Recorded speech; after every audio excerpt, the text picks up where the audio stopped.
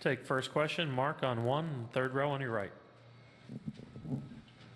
Steve, Mark Schwartz, ESPN. You guys have so many weapons in your arsenal, but one of the intangible weapons that you have is just tremendous confidence on the part of individuals on that team.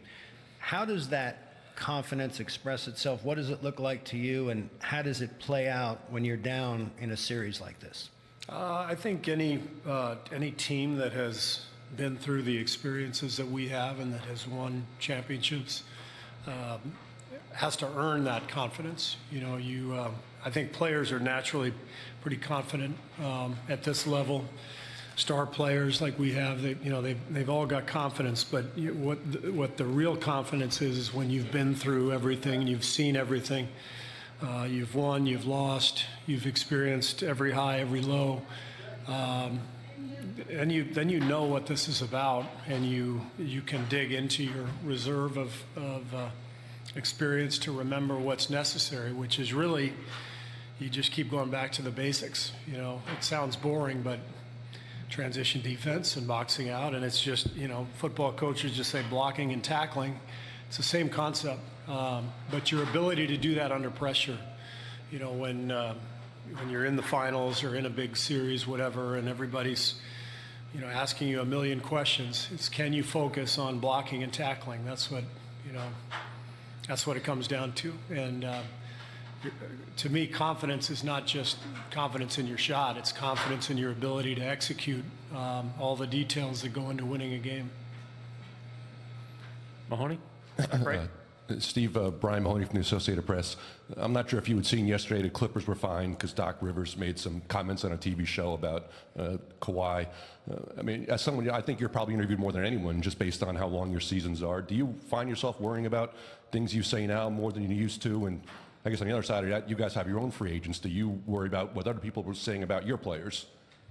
I got fined when I was the GM of Phoenix for making a joke on the Dan Patrick show. I think he asked me if we were interested in LeBron when LeBron was a free agent back in whenever it was that he went to Miami. And I said if he's willing to take minimum, we would take him. And Dan laughed, and I wrote a $10,000 check the next day.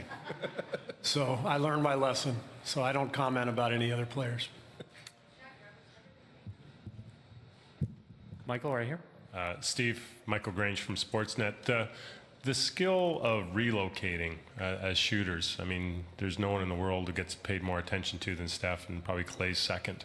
And yet somehow they're able to squeeze themselves open. What goes into that? I think it's a team-wide effort. You got guys who are willing to screen for them, who recognize those situations where it doesn't have to be a play call. You don't have to say, all right, we're running whatever, you know, 4 out. You recognize situations where you can just set a screen for a guy. We got a lot of smart basketball players, guys who can make passes, who can set screens. And then I've said this many times about Steph. He's very unique in that he can beat you on the ball or off the ball. And most players are kind of one or the other. But he's a guy who is equally as dangerous in a ball screen with the ball or coming off a pin down like Reggie Miller or somebody like that. So that's what makes him so dangerous. And I guess he must be just good just reading the play, like where to find that next little seam as it's breaking down. Yep. Too. Yep. It's just seeing the floor. Again, you know, going back to the number of playmakers that we've been blessed with over the years.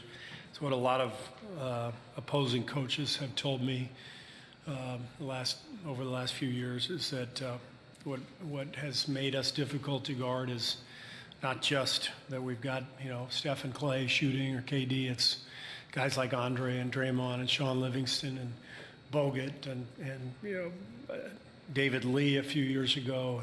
DeMarcus now. We've always been blessed with a lot of passers and playmakers.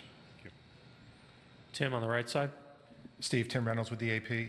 For those of us who have never done it and never will do it, what is the challenge as a coach to get on this stage and have to try to figure out how to get a player like Boogie back into the mix while not completely disrupting your rotation, and with the knowledge, of course, that he's not fully 100%. Yeah, I mean, you watch a lot of film and you discuss it as a staff, you discuss it with the players, and you try to find the right balance.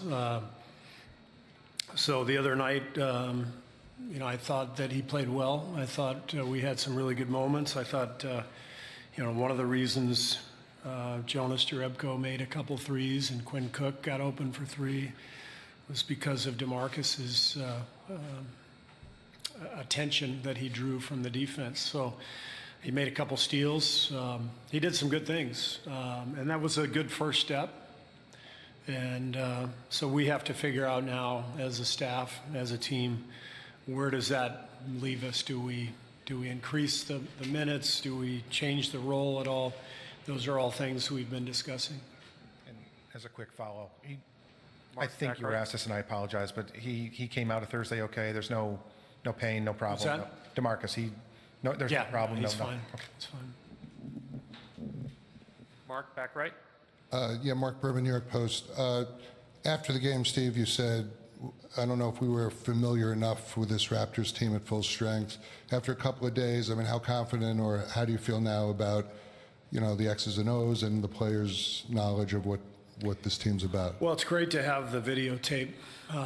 That's where you can really learn. And so we had a good film session yesterday. We'll have another one today. And I think a team like this that pushes the ball relentlessly, it's not enough to just say, hey, guys, transition defense is important. I think you have to feel it. And we felt it the other night. They ran the ball right past us several times. And as I said the other night, our transition defense was very poor, and that has to improve. Steve, Jackie Hi, Jackie. McMullen, how are you? ESPN. How did the addition of Marc Gasol change the way the Raptors can play? I think it gives them another passer, another playmaker. I made the comment yesterday that I feel like our teams are pretty similar. Right. Siakam reminds me a lot of Draymond, the way he pushes the ball, the way he play makes, and we've had a lot of passing centers, Bogut and DeMarcus among them. Mark is unique because he can make the three-point shot, but he's a really good secondary playmaker. So when the ball is swung to him, really good passer, he can move the ball along and generate offense out of any traps or any type of defensive pressure. So he's a very good player. He seems to me still, even after all these years, a little bit of a reluctant three-point shooter. Like even in that game, maybe he was some of those dare shots you were talking about. Yeah, I mean, I don't think he's been a three-point shooter for that long. Really hasn't, no? Yeah, maybe a couple of years. I remember maybe 2 seasons ago, it seemed like in Memphis, he started shooting corner threes, and they were running specific play sets for him where he'd stand in the corner and the opposing team's big would automatically go help in the paint, and he'd shoot a wide-open corner three. But like so many players these days, he's worked at it. So now he's shooting the above the break three, and he's a guy who can take his time, and he does take his time, but he can do it because he's a 5-man, so he's standing out there above the break, and most defensive fives are going to be in the paint. It's what they've been taught their whole lives. So. But that was not the strategy the other night, to let him stand there for 6 seconds. So we'd like to be a little sharper with that. Thank you. Phil, back right, and Eric over here. Last 2 questions.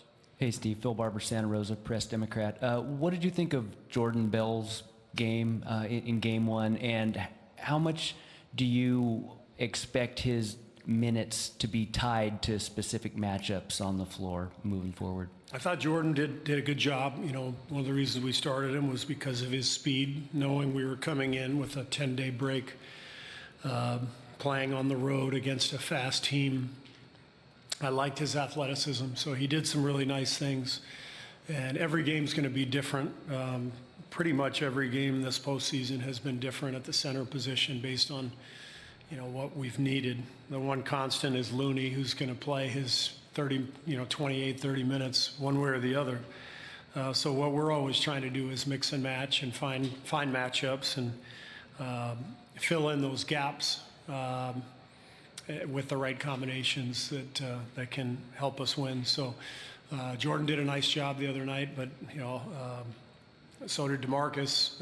I think Bogut's available. Bogut could make an impact, and Looney, as I said, is kind of our mainstay, despite the fact that he doesn't start. So we got a lot of options at that spot. Eric over here. Hey, Steve. Eric Corrine, The Athletic. Nick was in here earlier saying there was one approach you guys were using on Kawhi that he hadn't seen before or seen much. You've game planned against LeBron for a bunch, and now Kawhi. Do you go into it thinking you can surprise them, show something new, or is it just a matter of giving them a volume of looks that they really have to slow down their thought process? Well, I think there's, with great players like Kawhi or LeBron or Kevin Durant or whoever, it's the old cliche, you can't just do the same thing over and over again, but in this case, the cliche is true. You can't give a guy the same look every time. So you just try to mix it up and keep them off balance as best you can. I thought we did a decent job overall on Kawhi. He didn't have his best game, but our, transition and other areas of our defensive game were really lacking that we've got to clean up, and we're under no illusion that we're going to stop Kawhi. We're just trying to make it as difficult as possible. Thank you. Thank you. Thanks. We'll have Steph Curry next.